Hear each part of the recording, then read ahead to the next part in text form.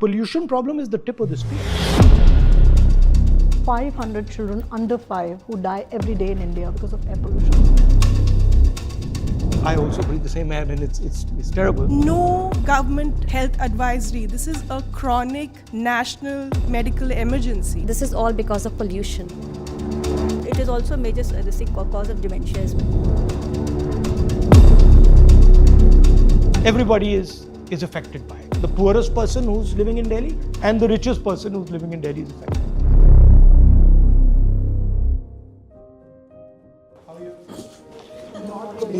Not good. If you're not good, then you're in trouble. If you're not good, then everyone's in trouble. Yeah, the mothers, you can't. How are you, Mr. Gandhi? Like we see, the whole year's gone by and things are just worse and nothing will change. The problem is complete denial and of course something that, that even when the parliament sessions begins, we are sometimes protesting, doing some children's press conference or desperate moves to be heard that air pollution should be spoken there. So we are very thankful and grateful that, as leader of opposition, you have taken this up before the parliament session. I think this is going to go down in history. So far, it's never happened. So this is the situation we are in. Children, of course, are more vulnerable, as we know, because they breathe faster, their lungs are developing. And this is how the faster breathing makes them more vulnerable to all this toxicity. And there are almost close to 500 children under 5 who die every day in India because of air pollution. Yet, this has never been an emergency. Even if the emergency word is being named, it's mostly named by citizens and organizations and think tanks, isn't it? Not by the governments. The failure has been, one, of course, denial.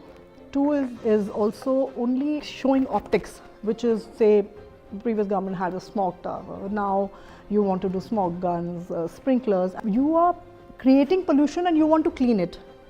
That is not the answer. You have to prevent pollution at sources. That means the systemic changes that you have to bring in. And the systemic changes means a lot of work within the government that may not show, but it's the real work, the real intent, the real political will. So I saw changes in my son. We moved back from US when he was 5 and immediately he was not able to breathe. And for 10 years he was on nebulizer. He's 15 now. Now the fear of not being able to breathe is so much in his body that he doesn't go out to play. He doesn't want to run. He used to do skating. He doesn't want to do that because the moment he does that, the pollution is so much that even though his body has become a little bit stronger than it was before, he still faces breathlessness. And I personally talked to his doctor and I was like, the doctor said, ma'am, I cannot say this online, like in an interview, but this is all because of pollution. And he said that now in the past 10-15 years, most of the kids who are coming to me, I'm giving them nebulizer, I'm giving them steroids. Really, sir, this problem is, I'm telling you, it's horrible. My daughter was born 10 years ago and she was literally born into this pollution, and the angst and anguish that we all share just watching our children grow, breathing this toxic air, and honestly, like imagining what it's doing to their lungs, how it's setting them up for failure for the rest of their lives. Every day, if you're breathing such toxins from the day you're born, we all know that it's going to result in something drastic later in life. So there's such denial from the government. There's no government health advisory. This is a chronic national medical emergency. What are we doing to a whole generation of kids? What does it set them up for? Just to be really, really sick adults who in turn will impact the economy.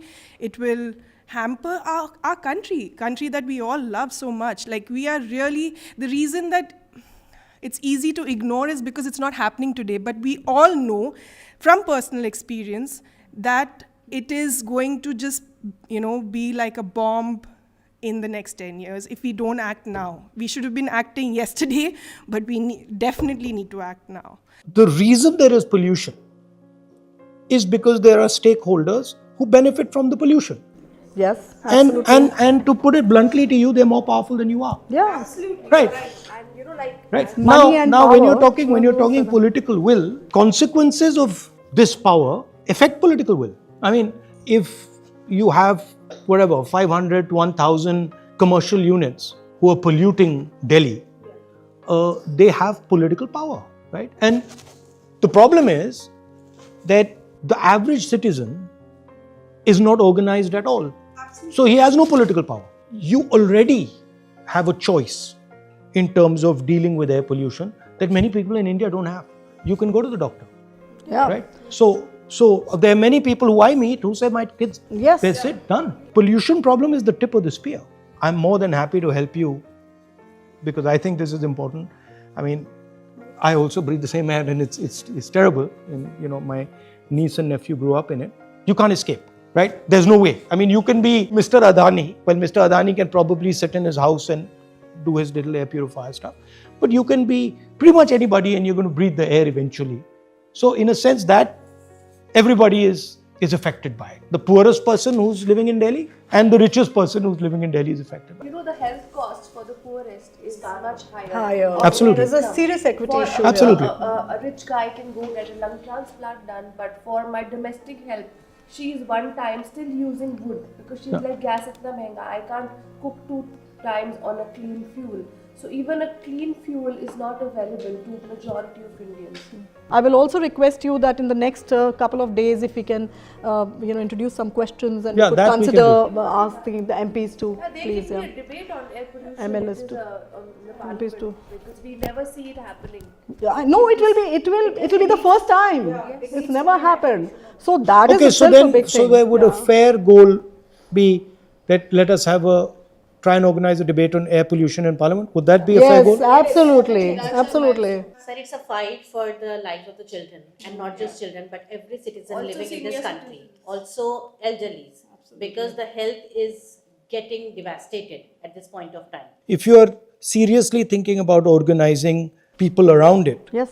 then tell me how you're thinking about it. You know, how you're So thinking we of just scaling had up. these protests, the last couple of protests at India Gate and one on India Gate and Jantar Mantar. But this is the biggest ever, and there were mostly mothers, And how did you teachers, get them there? doctors, because through just Through your messaging, By just mobilizing. messaging, and no organization, no name, nothing, only one mother and child poster that goes viral. This shows the emotion. There are people. Last protest that's happened and it became, very. Why would they criticize violent. this? I do But because understand. there was detentions, There was at the detentions, there were- of That is something regular I should be citizens raised. raising an no important one protesting point. should be detained. I'd like to add that it just not doesn't affect the lungs. It also affects the heart, it affects the gut system, and it is also a major cause of dementia as well. So even the senior population is going to be severely affected. So you'll actually have a public health emergency if air pollution is not catered to. Children's cognitive development. If these children are not going to be crippled, what are you talking about 10 trillion economy? Nothing will work in this country when the children will be crippled, struggling for life. This is where one bold politician will have to take this forward.